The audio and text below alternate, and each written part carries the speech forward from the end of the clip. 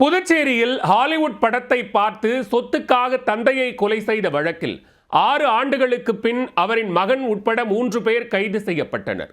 திடீர் திருப்பமாக திட்டம் போட்டு கொடுத்த மகனுக்கே தெரியாமல் கொலை செய்த நண்பர்கள் சிக்கியது எப்படி? கடந்த 2011ஆம் ஆண்டு வெளியான தி மெக்கானிக் திரைப்படத்தை போன்று பெட்ரோல் பங்க் ஓனரை தடயமின்றி கொலை செய்துவிட்டு போலீசாருக்கு போக்கு காட்டிய கும்பல் கூண்டோடு சிக்கியுள்ளது. தந்தை 2வது திருமணத்திற்கு திட்டமிட்டதை அறிந்து பெற்ற மகனே கொலைபாதக செயலில் ஈடுபட்டுள்ளார். 6 ஆண்டுகளாக தீர்வு காணப்படாத வழக்கில் திருப்பம் ஏற்பட்டதில் நடந்தது என்ன? புதுச்சேரி மாநிலம் ஐயங்குட்டி பாளையத்தைச் சேர்ந்தவர் 50 வயதான புருஷோத்தமன். சேதாரப்பட்டில் பெட்ரோல் பங்க் நடத்தி வந்தவர். கடந்த 2020 டிசம்பர் 23ஆம் தேதி மர்ம நபர்களால் கொடூரமாக வெட்டி கொலை செய்யப்பட்டார். மர்ம கும்பல் எந்தவித தடயமும் விட்டு வைக்காமல் பக்காவாக ஸ்கெட்ச் போட்டு கொலை செய்தது. கொலையாளிகள் யார் என்பதை கண்டுபிடிப்பதில் கடந்த 6 ஆண்டுகளாக காவல்துறைக்கு கடும் சவால்கள் நீடித்தது.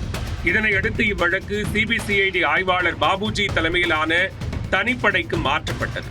பழைய செல்போன் சிக்னல்கள், வங்கி பரிவர்த்தனைகள் மற்றும் மறைமுக சாட்சிகள் என சல்லடை போட்டு போலீசார் அலச ஆரம்பித்தனர். அதில் பேரதிர்ச்சியாக புருஷோத்தமனை அவர் பெற்ற மகனான 29 வயது தனப்பிரவீன் திட்டமிட்டு கொலை செய்தது கண்டுபிடிக்கப்பட்டது. பெட்ரோல் பங்க் நடத்தி வந்த புருஷோத்தமன் கருத்து வேறுபாட்டால் தனது மனைவியை பிரிந்து தனியாக வாழ்ந்து வந்தார்.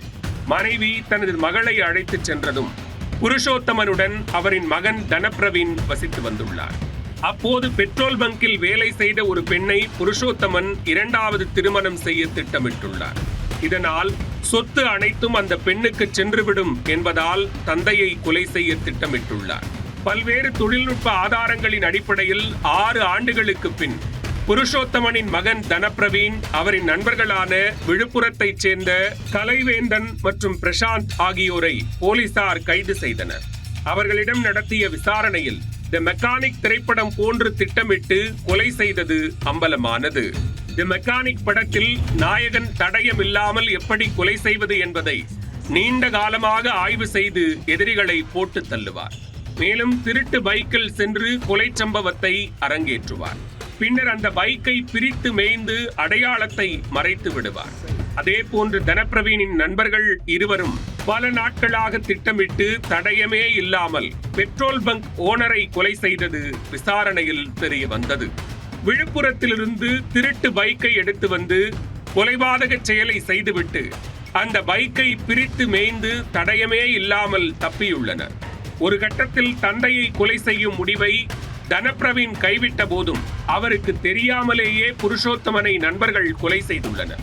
முக்கிய குற்றவாளிகளான கலைவேந்தன் மற்றும் பிரசாந்த் இருவரும் ஏற்கனவே குற்ற வழக்கில் ஈடுபட்டு சிறை சென்றவர்கள். அங்கு கிடைத்த பல்வேறு அனுபவத்தின் அடிப்படையில் தடயமின்றி எப்படி கொலை செய்வது என்பதை ஒத்திகை பார்த்து செய்து முடித்துள்ளனர். 2025 சிபிசிஐடிக்கு இந்த கேஸ் வந்துச்சு. இதை நாங்கள் ரொம்ப டீட்டெயிலாக ஸ்டடி பண்ணோம். அதில் எங்களுக்கு என்ன தெரிய வந்துச்சு அப்படின்னா, குற்றவாளி அதாவது அவரோட பையனோட ஸ்டேட்மெண்ட் எதுவுமே மேட்ச் ஆகலை. அதுக்கப்புறம் அவரோட பிஹேவியர், கொலை நடந்ததுக்கப்புறம் அவரோட பிஹேவியர் எங்களுக்கு கொஞ்சம் சந்தேகம் இருந்தது. கடைசியில் இந்த பையனை சுற்றி நாங்கள் விசாரிக்கிறப்போ எங்களுக்கு கன்ஃபார்ம் ஆயிடுச்சு. இவன் அவனோட ஃப்ரெண்ட்ஸோட சேர்ந்து அவன் ஃப்ரெண்ட்ஸ் கிட்டலாம் டிஸ்கஸ் பண்ணியிருக்கான் எப்படி இதை சமாளிக்கிறது அப்படின்னு சொல்லிட்டு. அவங்க ஃப்ரெண்ட்ஸ் எல்லாம் சேர்ந்து தான் முடிவு பண்ணியிருக்காங்க, சரி புருஷோத்தமனை கொலை பண்ணிடலாம், கொலை பண்ணிட்டா பெட்ரோல் பங்கும் உனக்கு வந்துடும் சொல்லி எல்லாரும் சேர்ந்து தான் முடிவு பண்ணியிருக்காங்க. ஸோ இது எங்களுக்கு ஒரு லேண்ட்மார்க் கேஸு. 6 வருஷமா இந்த குற்றவாளி யாருன்னே தெரியாமல் இருந்த ஒரு கேஸு நாங்கள் எடுத்து அவர் இன்வெஸ்டிகேஷன் ஆஃபீஸர் எடுத்து அவர் 1 வருஷத்தில் அவர் சால்வ் பண்ணாரு. இதையடுத்து கைது செய்யப்பட்ட 3 பேரையும் நீதிமன்றத்தில் ஆஜர்படுத்திய போலீசார் அவர்களை சிறையில் அடைத்தனர். தந்தை 2வது திருமணம் செய்தால் பெட்ரோல் பங்க் கைவிட்டு போய்விடும் என்று நினைத்த மகன் வில்லங்கமான வேலையில் இறங்கி இருக்கிறார். அந்த பெட்ரோல் நிலையத்தின் வாரிசாக மனைவியின் பெயரையே புருஷோத்தமன் குறிப்பிட்டிருந்ததால் கொலை சம்பவத்தை தொடர்ந்து உரியவருக்கே அது சென்றடைந்தது. ஆனால் பெட்ரோல் நிலையம் கைவிட்டு போய்விடுமோ என்று அஞ்சி தந்தையையே கொலை செய்த மகன் குடும்ப சொத்தை அனுபவிக்க முடியாமல் தற்போது சிறையில் கம்பி எண்ணிக் கொண்டிருக்கும் நிலைக்கு தள்ளப்பட்டுள்ளார்.